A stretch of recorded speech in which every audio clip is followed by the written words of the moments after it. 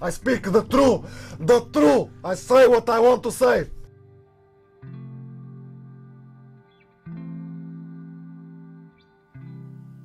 Há uma coisa que eu costumo falar muito nas aulas, que são os 3 Ds, Ds de delta ou de dado. E para mim esta é talvez uma das...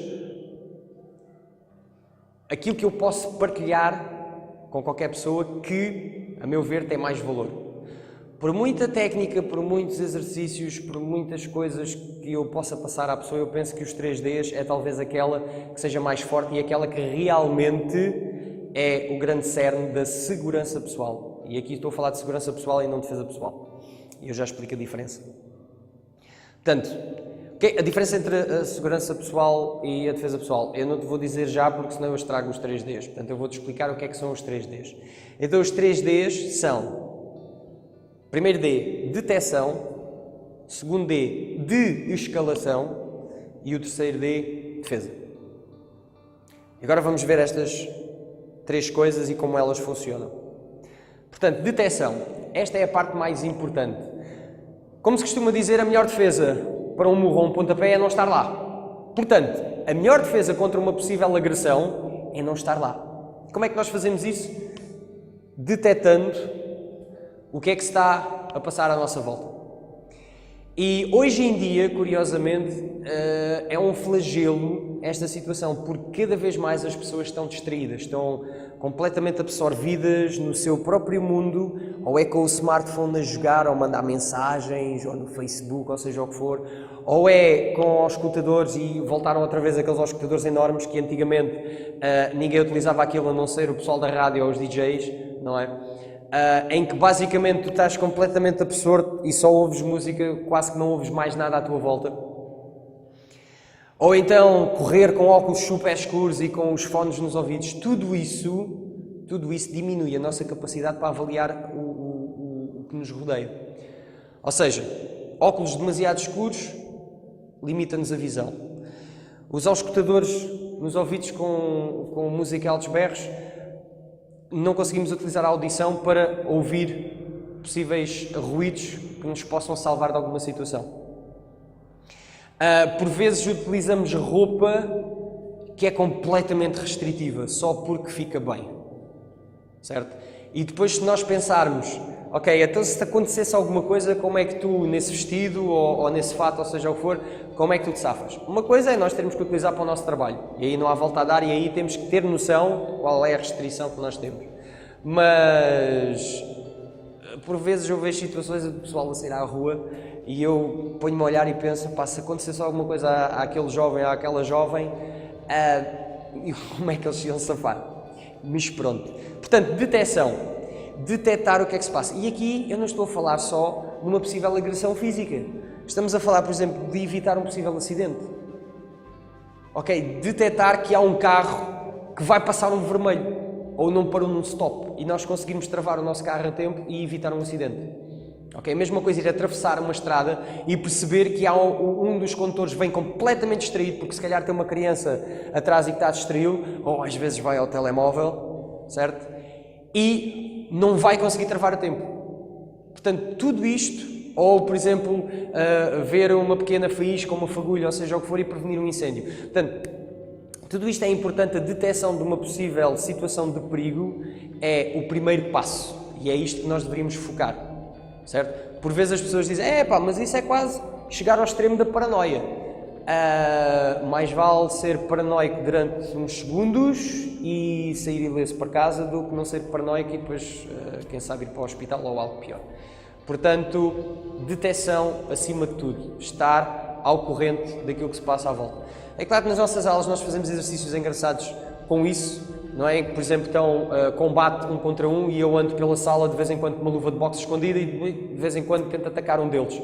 E eles têm que estar a prestar atenção ao que é que se está a passar. Mas isso é nas aulas. Mas no teu dia-a-dia, isto é algo que tu podes começar a fazer agora, ok? Utilizar a detecção do que é que se passa à tua volta, à nossa volta, e aí evitar uma situação de perigo. Agora, não conseguiste evitar a situação de perigo. Então, estás perante a situação de perigo. Segundo D, de escalação. Ou seja, qual é o objetivo? O o objetivo é baixar o nível de perigo. E mais uma vez, o que é que isso pode ser? Pode ser meter o travão no carro ou guinar o carro para um determinado ângulo para que o impacto seja menor. A utilização de algo retardante, por exemplo, num fogo. Conversar com o possível agressor, certo? Ou manter um determinado contacto com o agressor. E quando digo contacto, não é contacto físico, porque por vezes o contacto físico depois pode escalar e não de-escalar. Portanto, tudo isso são situações que nós podemos utilizar para nos salvaguardar de termos que fazer mais qualquer coisa. Okay? E o nosso objetivo, e esta é a minha ótica quando falo na segurança pessoal, é evitar o confronto a todo o custo. É mesmo só se não houver outra forma. Okay? Aquilo que nós andamos a treinar, a meu ver, se eu nunca tiver que fazer, e isto estou a falar de mim, se eu nunca tiver que utilizar as técnicas que sei, que aprendo e que continuo a aprender, excelente. Se eu passar a minha vida toda sem precisar de utilizar uma, eu quando morrer digo, excelente.